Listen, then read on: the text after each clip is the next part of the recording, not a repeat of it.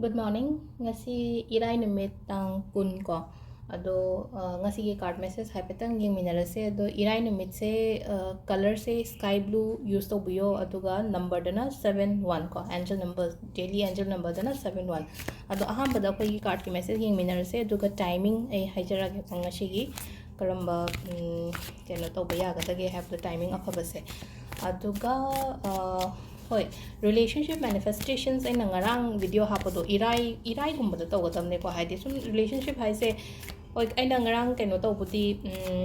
khara budi haire ko haidi relationship se sai husband wife couples adu ma lere ko aduda mu lokthokpa yaba se haidi hangakpa yawina ko haidi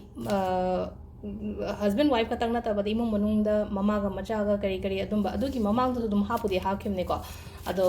keno akoina hoi bay lift na sai ge na sugar hapa ga burn to ko podo adu yai ko aduga atopa 541 kari kra adu to bi ga adu di main oina haidi couple ngai gi oina ne ko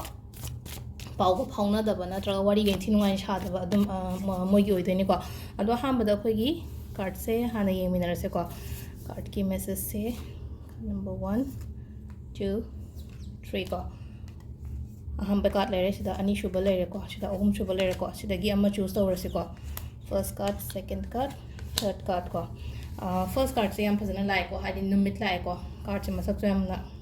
taraga yamna bright oraga lai rangang macha amaga se sagon ga tongaga ado sida leina ko sida hadi numit la ko matam da success ne ba sida akoina tarot card ta ko haide numit kum bas maina la pa haide regular in yengam ne na card ma sakse dum phanam di khangam mani ko aina sum share to bu matam da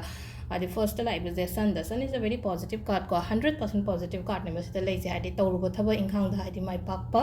phajanan harau na leiba numit ko ina oirani ko ani shuba jena page of pentacles se somewhere haide pesha nung sagi haide ko planning me ama lei ko haide kamaina tawgoda ge pesha nung sagi planning haide business planning haide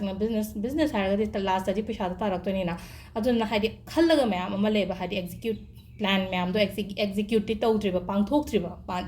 aina khaliba mayam se ado haji action lobudi yarab ne khara ko haidi dum khara ga hoba ya bire ko aina khaliba thaba inkhang mayam do aduga ahum suba sina ko ahum suba card se dum positive oi ngasi gi oina hairaga di ko sida leina ko haidi akoi gi fruitful oiba adumaina oina oi ko ngasi se haidi aina kuina sangna tawgiba thaba inkhang gumba natra ngasi aina tawrudoriba thabak tu gi mahai phajana phangba adumaina oina oijai ko aduga timing se ko ayuki pung manga ga minute 13 dagina mapan ga minute 13 paum le dagi 10 ga minute 58 daina 12 ga minute 15 phawma adagi ahum ga minute 13 dagina pung 3 ga minute nifu humdoi paum le ahum ga minute 13 ko nungda nundin gi se ahum ga minute 13 daina 3 ga minute nifu humdoi paum le nungda gi na 3 ga minute 58 daina mapan ga minute 15 paum le ko adagi nungdang atheng bai na pung 10 ga minute 58 dagina pung ahum ga minute nifu ma thoi nungalam dai gi sisina akoi gi ngasi gi oina afaba timing ko adu sida lere koi gi ngasi gi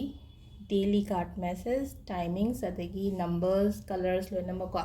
ado mo yemina se makata ba videos ko na thank you